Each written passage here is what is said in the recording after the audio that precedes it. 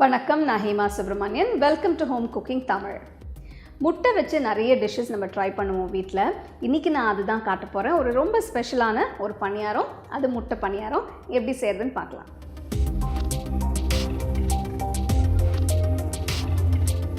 முட்டை பணியாரம் எப்படி செய்கிறதுன்னு பார்க்க போகிறோம். 4 முட்டை ஒரு பவுலில் உடச்சி போட்டு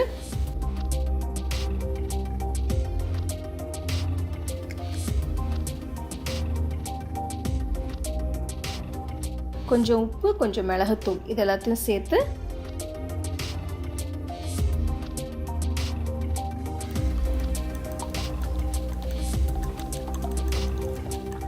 மிக்ஸ் பண்ண பிறகு இதில் பொடியாக நறுக்கின வெங்காயம்,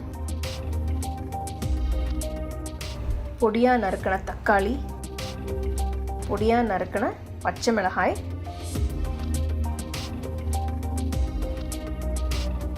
ஒரு சின்ன கேரட் கிரேட் பண்ணது,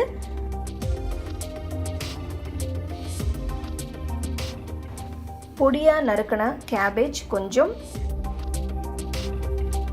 பொடியாக நறுக்கின கொத்தமல்லி கொஞ்சம், இதெல்லாம் சேர்த்து நல்லா மிக்ஸ் பண்ணி வச்சுக்கோங்க.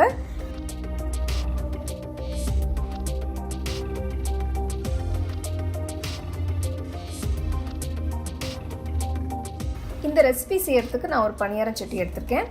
இது பணியாரம் சட்டி சூடான பிறகு கொஞ்சம் எண்ணெய் ஊற்றிக்கோங்க.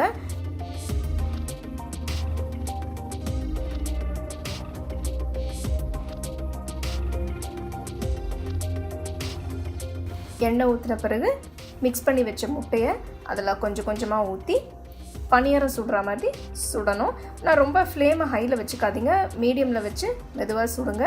அப்போ தான் உள்ள முட்டை நல்லா வேகும்.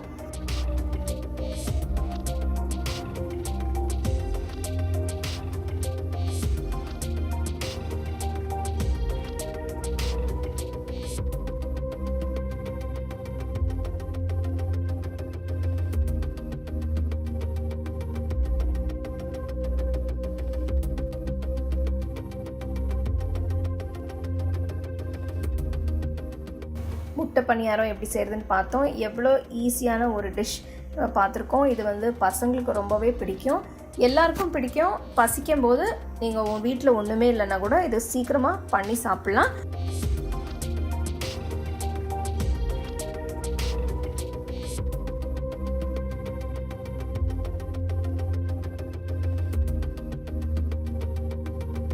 அடுத்த வாட்டி ஏதாவது ஸ்பெஷலாக முட்டை வச்சு செய்யணுன்னா இந்த முட்டை பணியாரம் ரெசிபி ட்ரை பண்ணி பாருங்கள். பசங்களுக்கு ரொம்பவே பிடிக்கும். ரொம்ப அருமையான, ரொம்ப ஈஸியான ஒரு டிஷ். ஸோ கண்டிப்பாக நீங்கள் அதை ட்ரை பண்ணி பாருங்கள்.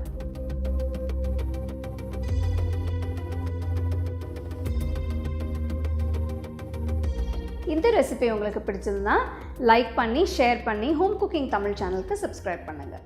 You can get a copy of our first edition of the home cooking book on 21 frames.